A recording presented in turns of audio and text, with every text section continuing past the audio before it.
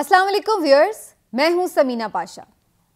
Viewers, आज दो तीन अहम मामलात पर गुफ्तगू होगी। जनरल परवेज़ मुशर्रफ इस जहान फ़ानी से कूच कर गए हैं। उनकी दौर, उनकी बातें, उनके फ़ैसलों पर बड़ी तनकीद भी हो रही है और कुछ लोग उनकी ज़ाती शख्सियत के हवाले से तारीफ़ भी करते नज़र आ रहे हैं। लेकिन बहरहाल एक अहद था, वो तमाम हुआ।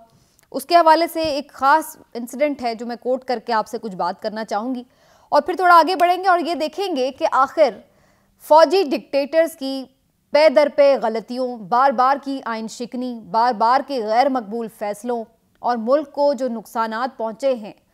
उसके बावजूद भी क्यों हमें ऐसा नज़र नहीं आता कि हम माजी की गलतियों से सबक नहीं सीख रहे हैं। क्या वजह है कि बार बार हम वही गलतियां दोहराते हुए नज़र आते हैं। थोड़ी इसके हवाले से भी गुफ्तगू होगी और जो एक अहम लॉ इस सिलसिले में बनने जा रहा है उसके बारे में भी आपको आगाह करेंगे और थोड़ा सा आगे चलकर देखेंगे कि इमरान खान साहब मुख्तलिफ माशी मामलात के हवाले से क्या प्लानिंग्स कर रहे हैं। लेकिन सबसे पहले ज़रा जनरल मुशर्रफ साहब की बात हो जाए। व्यूअर्स, एक क्लिप मेरी नज़र से गुजरा जिसमें शहीद अरशद शरीफ साहब जनरल रिटायर्ड परवेज़ मुशर्रफ मरहूम का इंटरव्यू कर रहे थे और उन्होंने इस इंटरव्यू में एक सवाल उनसे किया। सवाल ये था कि आर्मी चीफ की ताकत, आर्मी चीफ की पावर कहाँ से शुरू होती है और कहाँ पर ख़त्म होती है। ये बड़ा दिलचस्प सवाल था अरशद शरीफ साहब ने जो उनसे पूछा। तो कुर्सी पर विराजमान साबिक फ़ौजी सदर जनरल परवेज़ मुशर्रफ ने मुस्कुराते हुए कहा कि इस पावर की तो कोई लिमिट ही नहीं है, एंडलेस पावर है। मैं ये क्लिप देख के मुस्कुराने लगी और उसके बाद मैं सोचने लगी कि शायद जनरल साहब ये भूल गए कि एंडलेस पावर सिर्फ खुदाए बुजुर्गो बरतर की ज़ात की है। इसके अलावा दुनिया में कोई ऐसी चीज़ नहीं है कि जिसको जवाल ना हो। हर उरूज को जवाल है। बुजुर्गी, बड़ाई, तकब्बुर सिर्फ उसकी ज़ात को ही अच्छा लगता है कि जिसके कब्ज़े में हम सब की जान है और वही हर चीज़ पर कादिर व मुतरिक है। और अगर हम ये बात कहें कि जनाब एंडलेस पावर है किसी शख्स के पास, तो ये बात दुरुस्त नहीं होती। इंसान तो एक मिट्टी का बना हुआ बुत है जिसे आखिरकार दोबारा मिट्टी में ही मिलना है। और यही बड़ी बड़ी बातें करने वाले साबिक फ़ौजी सदर परवेज़ मुशर्रफ साहब के साथ भी हुआ। एक भरपूर उन्होंने ज़िंदगी गुजारी, एक इंटरनेशनली हमागीर शख्सियत के मालिक, पाकिस्तान का बहुत बड़ा एक जिसको कहते हैं किरदार, एक बड़ा अहद उनका, उनके हाथ में पाकिस्तान की डोरें और कुछ ऐसी पॉलिसीज़, ऐसे फ़ैसले जिसने पाकिस्तान की आने वाली जो सिमत थी सालों की उसका तयन करना था और किया। वो सही थे या गलत थे उस पर बात होती रहती है, लेकिन मेरे नज़दीक उनकी दो तीन अहम जो फ़ैसले थे वो यकीनी तौर पर दुरुस्त नहीं साबित हुए वतन अज़ीज़ के लिए। बहुत सारे लोग ये कहते हैं कि वो एक नफीस इंसान थे, वो खुले डुले इंसान थे, तनकीद भी सुनते थे, हौसला भी रखते थे। और कुछ लोग ये भी कहते हैं कि वो बड़े मिलनसार भी थे, बड़े खुशदिली से लोगों के साथ मिलते थे। मीडिया की आज़ादी के हवाले से जो उन्होंने एक मुल्क में तब्दीली लेकर आए वो यकीनी तौर पर काबिल सताइश भी है। लेकिन उनकी साथ ही साथ कुछ तीन चार ऐसी बड़ी फाश गलतियां हैं जो कि हमेशा तारीख़ के औराक में गलतियां ही लिखी जाएंगी, उनको आप सही नहीं कह सकते। मिसाल के तौर पर दो तीन चीज़ें तो बड़ी क्लैरिटी से हम कह सकते हैं। एक तो मुंतखब हुकूमत का तख्ता उलटना, ये भी गैर आइनी अमल था और इसको कोई भी डिफेंड नहीं कर सकता, चाहे उसकी वजूहात कुछ भी हों, लेकिन आइन उनको ऐसा करने की इजाज़त नहीं देता था। और जिस आइन पर उन्होंने हल्फ लिया था और उसकी पासदारी की कसम उठाई थी उसको उन्होंने तोड़ा और बहरहाल ये उनका एक जुर्म था। फिर इसी तरह से उनकी एक और बड़ी गलती अमेरिका की जंग में हिस्सा बनने की थी और हमने देखा कि उसमें पाकिस्तान को नाकाबिल तलाफ़ी नुकसान पहुंचा।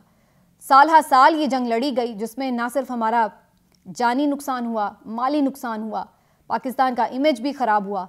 और आज तक हम उसके बोझ से निकल नहीं पा रहे हैं। आज तक उस जंग के असरात हमारे ऊपर नज़र आ रहे हैं। तो ये एक बहुत ही तल्ख फ़ैसला था उनका जिसने यकीनन पाकिस्तान को कई साल पीछे धकेल दिया। अगरचे उस वक्त तो इस फैसले से हमें बड़ा जिसको कहते हैं अच्छे असरात नज़र आ रहे थे कि जिससे पाकिस्तान में डॉलरों की रेल पेल भी हो गई, पाकिस्तान तरक्की भी कर रहा था, एडवांस भी हो रहा था और एनलाइटेंड मॉडरेशन का उन्होंने कॉन्सेप्ट भी दिया वगैरह वगैरह। लेकिन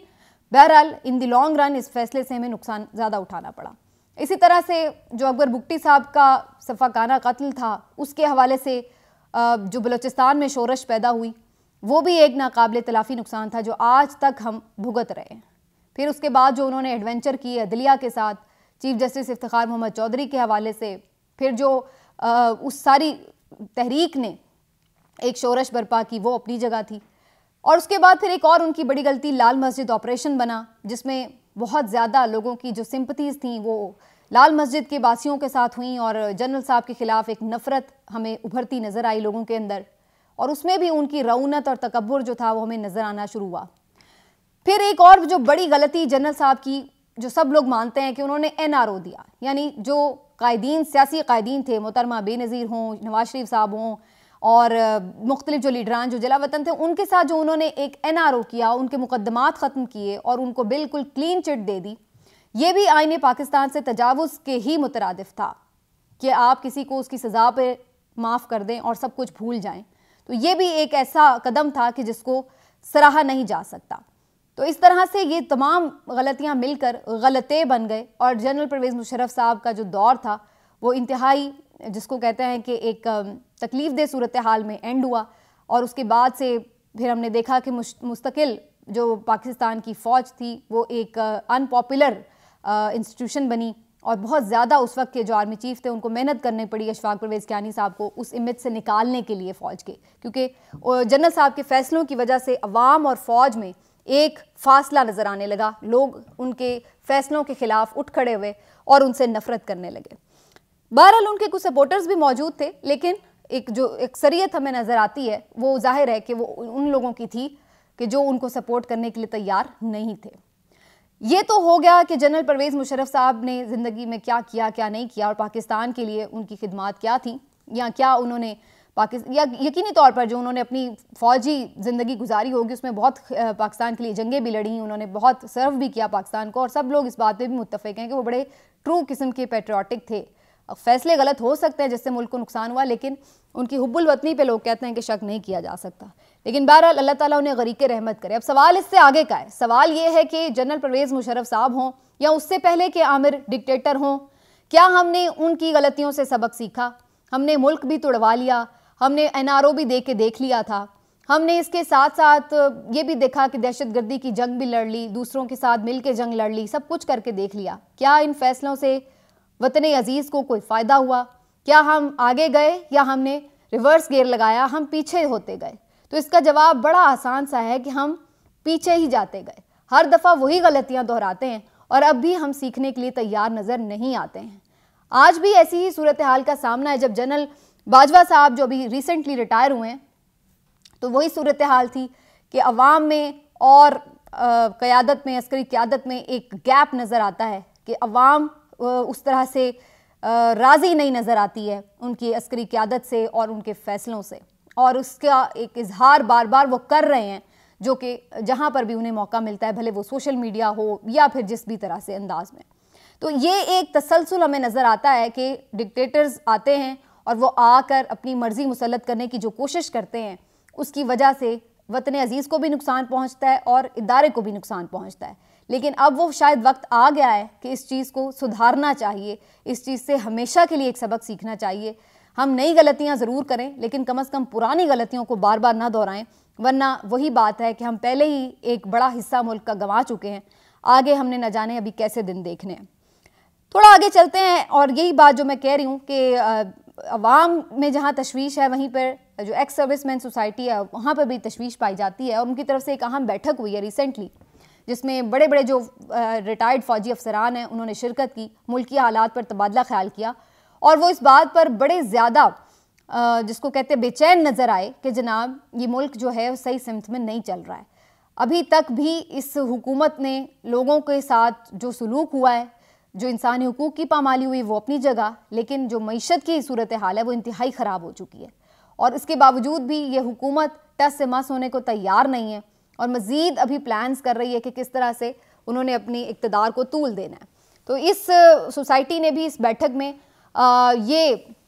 جائزہ لیا ہے کہ جنرل صاحب، موجودہ آرمی چیف صاحب سے بھی یہ ریکویسٹ کی جائے کہ وہ اپنا اثر و رسوخ استعمال کریں اور اس حکومت کو مجبور کریں اس چیز کے اوپر کہ وہ ملک کو الیکشنز کی طرف لے کے جائے، عام انتخابات کروائے جائیں، ایک مضبوط فریش مینڈیٹ کے ساتھ حکومت آئے اس ملک میں، اور وہ آگے بڑھ چڑھ کر جو یہ چیلنجز ہیں اس کے حوالے سے اہم فیصلے لے سکے تاکہ جو ملک ہے اس میں ایک اسٹیبلٹی آئے, استحکام آئے, نہ کہ یہ کھینچا تانی کا سلسلہ جو ہے وہ اسی طرح میں جاری نظر آئے. اس وقت اکانومی کی سچویشن یہ ہے ناظرین کہ صرف 18 دن کے ریزروز رہ گئے ہیں پاکستان کے پاس, 2 بلین کے آس پاس کے ریزروز رہ گئے ہیں جو صرف 18 دن کے لیے کافی ہیں. 18 دن کے بعد ہم کہاں کھڑے ہوں گے؟ کیا ہم